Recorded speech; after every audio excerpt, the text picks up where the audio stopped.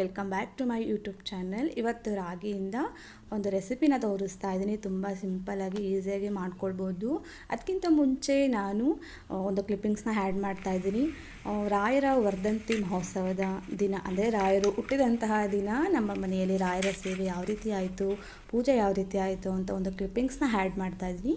ನೋಡ್ಕೊಂಬನ್ನಿ. ರಾಯರು ಸಹ ಹೂ ಪ್ರಸಾದವನ್ನು ನೀಡಿದ್ದಾರೆ. ಈಗ ರೆಸಿಪಿನ ಸ್ಟಾರ್ಟ್ ಮಾಡೋಣ. ಮೊದಲಿಗೆ 2 ಕಪ್ಪಷ್ಟು ರಾಗಿ, ಒಂದು ಸ್ವಲ್ಪ ಅಕ್ಕಿನ ಸೇರಿಸ್ಕೊಂಡು ನೈಟ್ ಇದನ್ನು ನೆನೆಸಿಟ್ಕೊಂಡಿದ್ದೀನಿ. ನಂತರ ಇದನ್ನು ಮಿಕ್ಸಿ ಜಾರಿಗೆ ಹಾಕ್ಕೊಂಡು ರುಬ್ಕೊಳ್ಬೇಕು. ಈ ರೀತಿ ನೈಸಾಗಿ ರುಬ್ಕೊಂಡಾಗ ಅದರಿಂದ ಹಾಲು ಬರುತ್ತೆ. ಸೊ ಇದನ್ನು ಸ್ಟೇನರಲ್ಲಿ ಹಾಕ್ಕೊಂಡು ಶೋಧಿಸ್ಕೊಳ್ಬೇಕು. ಗಟ್ಟಿಯಾಗಿರುತ್ತೆ. ಸ್ವಲ್ಪ ಸ್ವಲ್ಪ ನೀರನ್ನು ಸೇರಿಸ್ಕೊಂಡು ಇದನ್ನು ಚೆನ್ನಾಗಿ ಶೋಧಿಸ್ಕೊಳ್ಬೇಕು.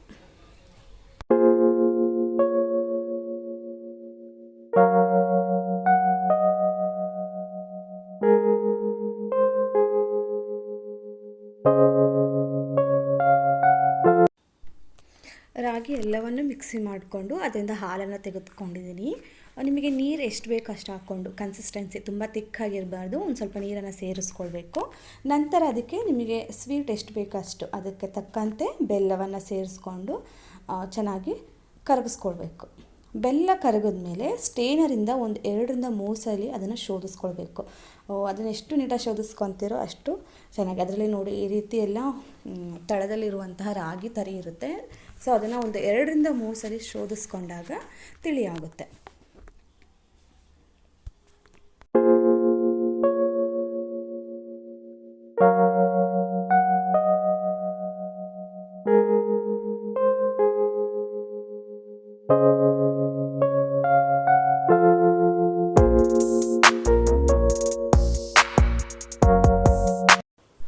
ಈಗ ರಾಗಿ ಹಾಲನ್ನು ಶೋಧಿಸ್ಕೊಂಡು ಆಗಿದೆ.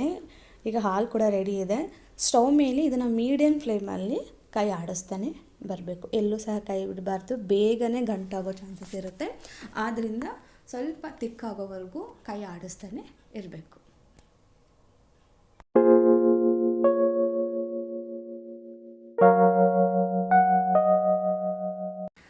ಈಗ ಗಟ್ಟಿ ಆಗ್ತಾ ಇದೆ. ನಿಧಾನವಾಗಿ ಇದನ್ನು ತಿರುಗಿಸ್ತಾ ಬರಬೇಕು. ಬೇಗ ಗಂಟಾಗೋ ಚಾನ್ಸಸ್ ಇರೋದ್ರಿಂದ ನಿಧಾನವಾಗಿ ಇದನ್ನು ತಿರುಗಿಸ್ತಾನೆ ಬರಬೇಕು.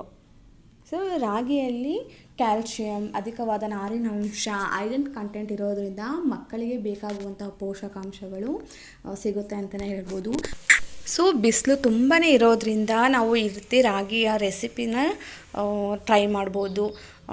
ರಾಗಿ ಅಂಬಲಿನೂ ಸಹ ಮಾಡ್ಕೊಳ್ಬೋದು. ಅದು ಕೂಡ ದೇಹದ ಉಷ್ಣಾಂಶವನ್ನು ಕಮ್ಮಿ ಮಾಡ್ತಾ ಬರುತ್ತೆ. ಸೊ ಈಗ ಇದು ರೆಡಿ ಆಗಿದೆ.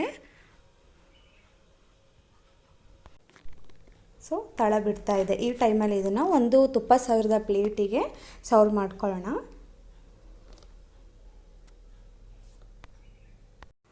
ಸೊ ಇದು ಬಿಸಿ ಇರುವಾಗಲೂ ಸಹ ಟೇಸ್ಟ್ ಮಾಡ್ಬೋದು, ಚೆನ್ನಾಗಿರುತ್ತೆ. ಇಲ್ಲ ತಣ್ಣಗಾದ್ಮೇಲೆ ಸಹ ಇದನ್ನು ತಿನ್ಬೋದು. ಸ್ವಲ್ಪ ಮೇಲೆ ಕೊಬ್ಬರಿ ತುರಿ, ಬೇಕಾದರೆ ಗಸಗಸೆನೂ ಸಹ ಹಾಕ್ಕೊಳ್ಬೋದು. ಗಸಗಸೆ ಸೇವನೆ ಮಾಡೋದ್ರಿಂದ ಅದು ಕೂಡ ನಮ್ಮ ದೇಹಕ್ಕೆ ತಂಪಂತಲೇ ಹೇಳ್ಬೋದು.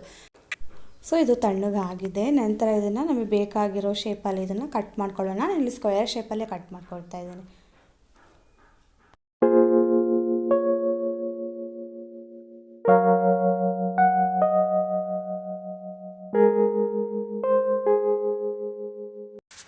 ಇದು ಈಸಿಯಾಗಿ ಪೀಸಸ್ ಆಗಿ ಬಂದ್ಬಿಡುತ್ತೆ. ತುಂಬ ಟೇಸ್ಟಿಯಾಗಿರುತ್ತೆ. ಒಮ್ಮೆ ಟ್ರೈ ಮಾಡಿ ನೋಡಿ. ಇಷ್ಟ ಆದಲ್ಲಿ ಲೈಕ್ ಮಾಡಿ, ಶೇರ್ ಮಾಡಿ ಆ್ಯಂಡ್ ಸಬ್ಸ್ಕ್ರೈಬ್ ಮಾಡ್ಕೊಳ್ಳಿ friends. Thank you for watching.